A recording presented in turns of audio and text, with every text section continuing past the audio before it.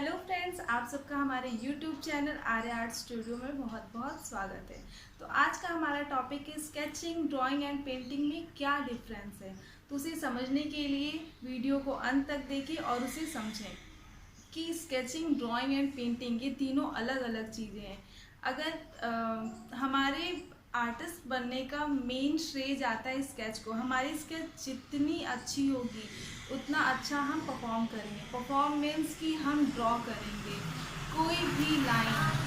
हमें लाइन से ही पता चल जाता है कि वो आर्टिस्ट कितना ज़्यादा मेहनत किया है। अगर कोई लाइन खींचता है तो उसमें उसकी पूरी मेहनत दिखती है। तो आपको वही मेहनत करना है, स्केचिंग को अपने बहुत ज़्यादा इम्प्रूव करना है। तो स्केचिंग को समझते हैं, ड्राइंग को समझते हैं और पेंटिंग को समझते हैं कि ये तीनों अलग अलग क्यों हैं। टॉपिक को शुरू करने से पहले हम आपको कुछ दिखाना चाहते हैं। मेरे पीछे लगे हुए ये तीनों पोस्टर्स को आपको समझना होगा। इसमें मैंने बताया है कि स्केचिंग किसे कहते हैं, ड्राइंग किसे कहते हैं और पेंटिंग किसे कहते हैं। मैंने एक ही फिगर का स्केच भी किया है, उसका ड्राइंग भी किया है और उसकी पेंटिंग भी की है। किसी भी आर्टिस्ट के लिए स्केचिंग बहुत ज़्यादा मस्ट होता है। अगर आप आर्टिस्ट बनने की सोच रहे हैं या फिर आपको ड्राइंग में इंटरेस्ट है तो आप अपने पहले स्केचिंग को इम्प्रूव करिए। स्केचिंग में आप जितना अच्छा होंगे आपकी ड्राइंग खुद ब खुद अच्छी हो जाएगी। और पेंटिंग में क्या है, पेंटिंग में जो हमें ऑब्जर्व होता है केवल उसे ही कलर करना होता है। पेंटिंग का मतलब ही होता है कलरिंग। तो आप मेरे पहले पीछे लगाए हुए इन सारे पोस्टर्स को देखिए। आइए मैं दिखाती हूँ। हमारा जो पहला टॉपिक है वो है स्केचिंग एंड सेकेंड टॉपिक है वो है ड्राइंग एंड जो थर्ड टॉपिक है वो है पेंटिंग। मैंने एक ही फिगर का स्केचिंग भी किया है, ड्राइंग भी किया है एंड पेंटिंग भी किया है, ताकि आप इससे समझ लें कि स्केचिंग क्या है, ड्राइंग क्या है एंड पेंटिंग क्या है। आइए टॉपिक को और अच्छे से समझते हैं। स्केचिंग, ड्राइंग एंड पेंटिंग ये तीनों ही अलग अलग टॉपिक है। इसको समझना बहुत ज़्यादा ज़रूरी है किसी भी आर्टिस्ट के लिए। अगर किसी को ड्राइंग में इंटरेस्ट है तो पहले वो अपने स्केच को सुधारें। स्केच ही हमारा सबसे मेन जड़ है। बोलते हैं ना कि अगर नींव मजबूत हो तो घर हमेशा मतलब टिका रहता है। वैसे ही हर चीज़ का बेस होता है। तो उस बेस को मजबूत करने के लिए सबसे पहले हमें स्केचिंग को मजबूत करना होगा। चलिए तो टॉपिक को शुरू करते हैं। तो हमारा पहला टॉपिक है स्केचिंग। स्केचिंग क्या है, किसी भी ऑब्जेक्ट का, ऑब्जेक्ट मीन्स जिसका हमें फिगर ड्रॉ करना है, चाहे वो वस्तु हो या फिर ह्यूमन बॉडी हो या एवरीथिंग, कुछ भी हो जिसका हमें ड्रॉ करना है, जिसकी हमें ड्राइंग बनानी है, उसका स्केच करना है। यानी स्केच का मीन्स ही होता है बाहरी आवरण। बाहरी आवरण को बाह्य आकृति बोलते हैं। उसकी बाहरी पार्ट्स को, बाहरी लाइन को ड्रॉ करना, बिना रुके फोर्स के साथ ड्रॉ करना ही स्केचिंग कहलाता है। फोर्स यानी कि हमारी जो लाइन खींचते हैं टूट टूट के चलती है, वैसा नहीं होना चाहिए। स्केचिंग का मतलब ही होता है बिल्कुल फोर्स हो, उसमें उसमें मूवमेंट हो, लयात्मक ढंग हो। स्केच बिना रुके करें।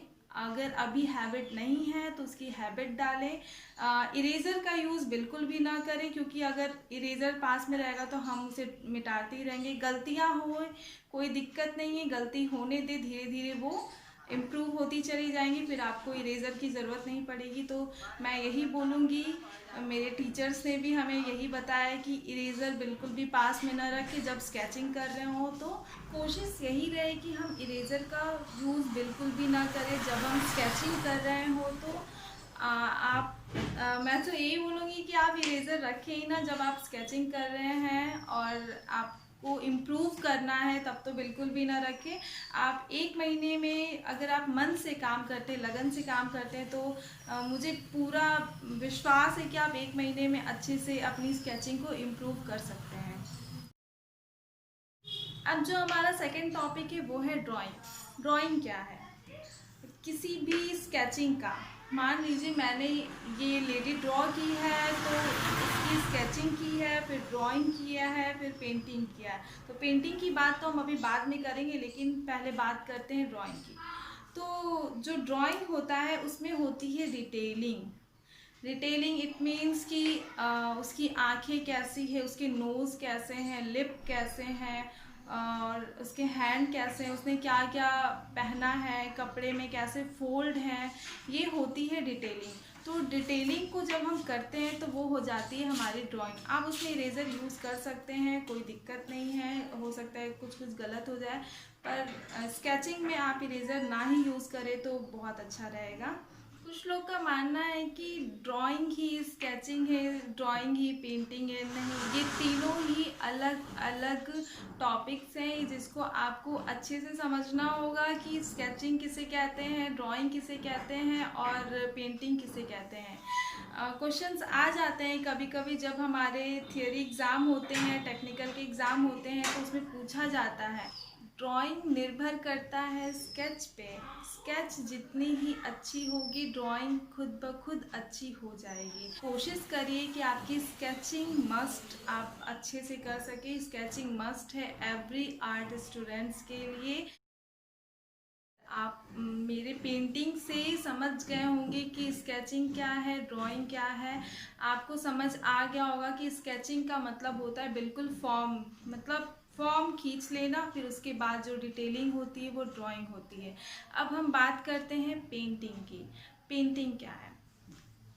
जिसका हम स्केच करते हैं, फिर उसकी हम ड्राइंग करते हैं, फिर उसके बाद जब हम उसे कलर करते हैं, कलर में हम क्या दिखाते हैं, उसका उभार।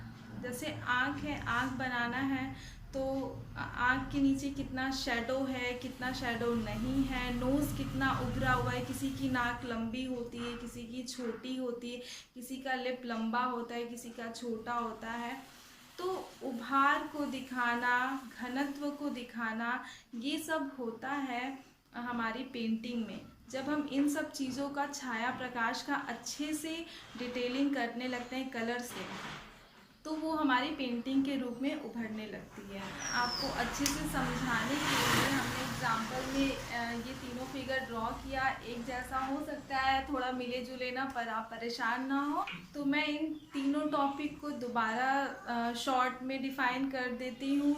जो हमारा स्केचिंग है उसके बाहरी आवरण को ड्रॉ करना, वो होता है स्केचिंग। वो भी फोर्स के साथ, शीघ्रता के साथ। फोर्स यानी लाइन टूटे ना, वो होती है हमारी स्केचिंग। जब हम स्केचिंग कर लेते हैं तब हम जब उसमें डिटेलिंग भरते हैं, आई बनाते हैं, नोज़ बनाते हैं, केवल जब बनाते हैं आई, नोज़, लिप, उसने क्या वियर किया है, क्या उसमें है, क्या नहीं है, उसने बैंगल पहने हैं या नहीं पहने हैं, तो जब हम डिटेलिंग करने लगते हैं तो वो हमारा ड्राइंग हो जाता है।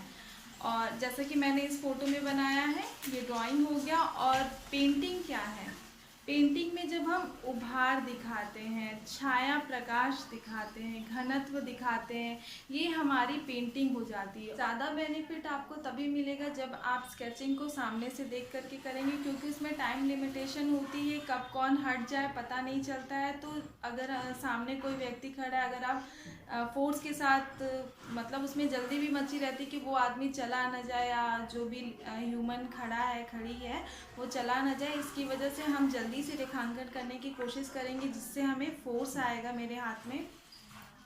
तो हम यही बोलेंगे कि आप लोग को स्केचिंग बुक से नहीं या मोबाइल से देख कर के नहीं करना चाहिए। तो फिलहाल लॉकडाउन है तो आप प्रैक्टिस मोबाइल से कर सकते हैं, या फिर घर पे ही अगर किसी फॉर्म में आपको आपके घर में कोई भी मेंबर मिल जाते हैं तो आप उनकी स्केचिंग करके, पर डे ये स्केचिंग इम्प्रूव होना चाहिए। क्योंकि और आपको खुद ही पता चलेगा कि मेरी पहले दिन की स्केचिंग कैसी थी, सेकंड क्या है, थर्ड क्या है। थोड़ा थोड़ा वो करते करते इम्प्रूव हो जाएगा। आप परेशान ना हो कि कैसे होगा कैसे नहीं होगा, आप बस वर्क करते रहिए। मैं इसके पहले भी बोल चुकी हूँ कि आपको वर्क करते रहना है और ईमानदारी के साथ करना है, ताकि आपको भी फील हो कि आप अगर मेहनत कर रहे हैं तो कुछ अच्छा हो रहा है। तो इसी के साथ मैं धन्यवाद चाहती हूँ, और वीडियो पसंद आए तो प्लीज़ प्लीज़ एक लाइक और सब्सक्राइब ज़रूर कर दीजिएगा। अगर आप अभी किसी मीडियम से स्केच नहीं कर पा रहे तो पहले आप पेंसिल से करना सीखिए, और पेंसिल से धीरे धीरे आप अपनी स्पीड बढ़ाइए। स्केचिंग में स्पीड का बहुत ज़्यादा महत्व है। मैं आशा करती हूँ कि आप सबको मेरा ये वीडियो बहुत पसंद आया होगा, क्योंकि ये आपके लिए बहुत ज़्यादा हेल्पफुल है। जो आर्ट स्टूडेंट्स हैं या तो जिनको आर्ट में इंटरेस्ट है, अगर वो आर्ट करना चाहते हैं तो मेरे इस वीडियो को बहुत ज़्यादा ध्यान से देखिए और बिल्कुल ये हेल्प करेगा आपके ड्राइंग में। ऐसे ही आर्ट से भरे नॉलेज हम आपके लिए लाते रहेंगे। मेरे वीडियो को देखने के लिए बहुत बहुत धन्यवाद और नेक्स्ट वीडियो में मिलते हैं ऐसे ही जानकारी के साथ। Thank you, bye.